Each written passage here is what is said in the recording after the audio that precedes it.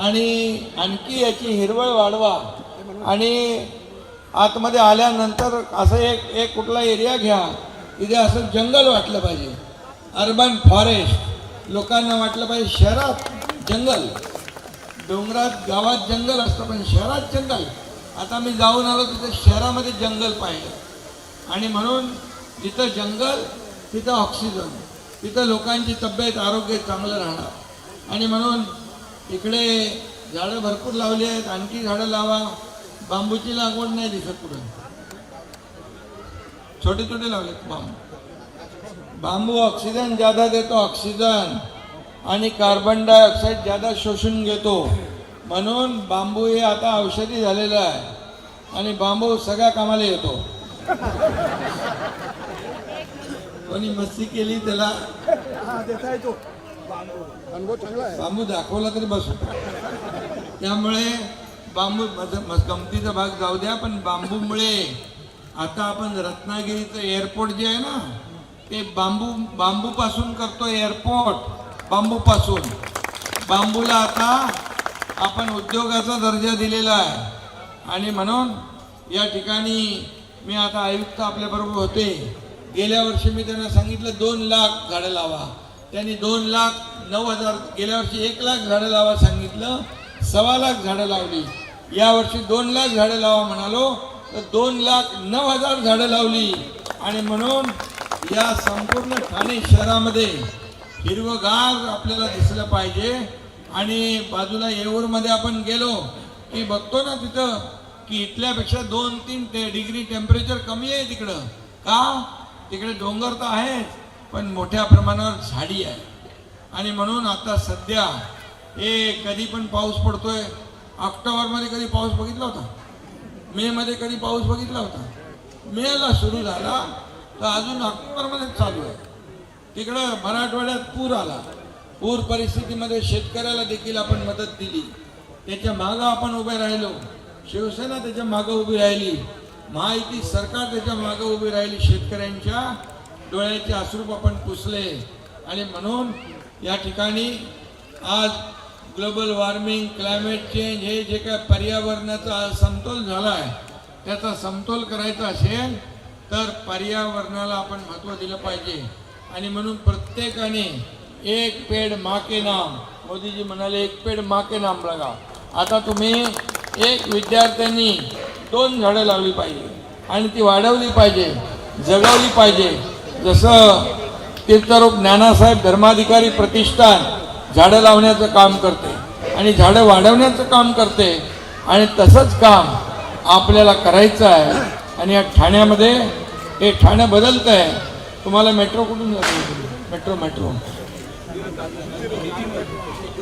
अरे नाही, इंटरनल आपली तुमच्या समोरून इथून नितीनवरून मेट्रो जाणार, ती वडाळ्यावरून येणार, ती मेट्रो इथून जाणार गायमुखवरून, फाउंटनवरून, मीरा भाईंदर, बोरवली.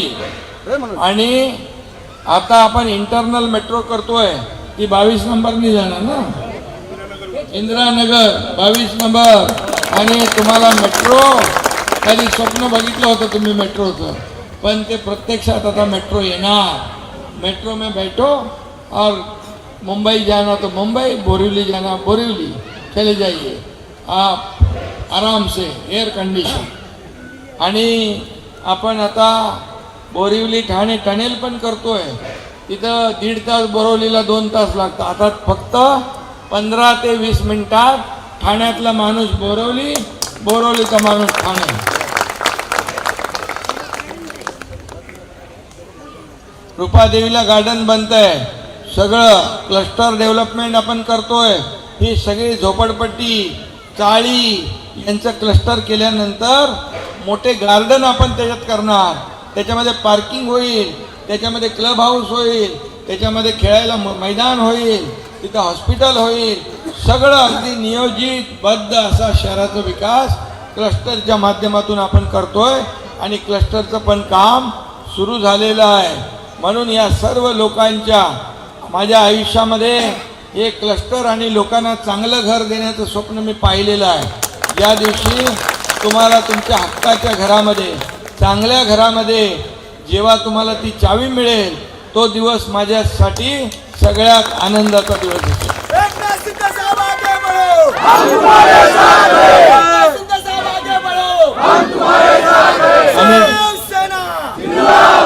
आणि 2.5 वर्षाच्या काळात अनेक प्रकल्प आपण पुढे नेले.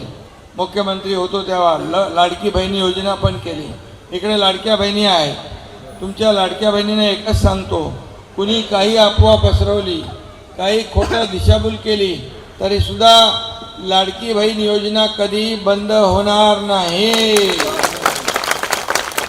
त्यामुळे चिंता करू नका. आणि आपल्या सगळ्यांना मनापासून शुभेच्छा. इथं आरो प्लॅन्ट टाकलेला आहे. मला वाटतं पहिला गार्डन मधला आहे, पहिला आरो प्लॅन्ट आहे. लोकांना इथं येताना पिण्याचं शुद्ध पाणी मिळालं पाहिजे यासाठी ही काळजी घेतल्याबद्दल एकनाथ भोईर यांचं मी मनापासून अभिनंदन करतो. त्यांना मनापासून त्यांच्या अख्ख्या सगळ्या टीमला शुभेच्छा देतो. आणि सांगितलं ना मला नवीन परत सांगू, पैसे मीच देतो तो दुसरं कोण देणार? काय कुठून माझ्याकडून कधी पैसे आणले आणि मला माहित नाही. आता तिथं पण गेलो मी तर बघितलं तर 5 कोटी रुपये माझ्याकडून आणले, मला माहीतच नव्हतं. पण चांगली कामं होत आहे. योगा सेंटर आहे. ऑक्सिजन जास्त देणारी झाडं लावा. आणि म्हणून सगळ्याच लाडक्या बहिणींना, लाडक्या भावांना, लाडक्या ज्येष्ठांना सगळ्यांना सुविधा इथं उपलब्ध केलेली आहे.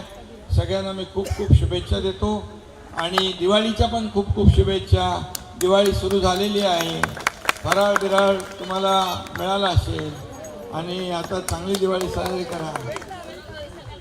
दिवाळीचं साहित्य भेटलं, दिवाळीचं साहित्य, हां बस हे आपला नियम आहे.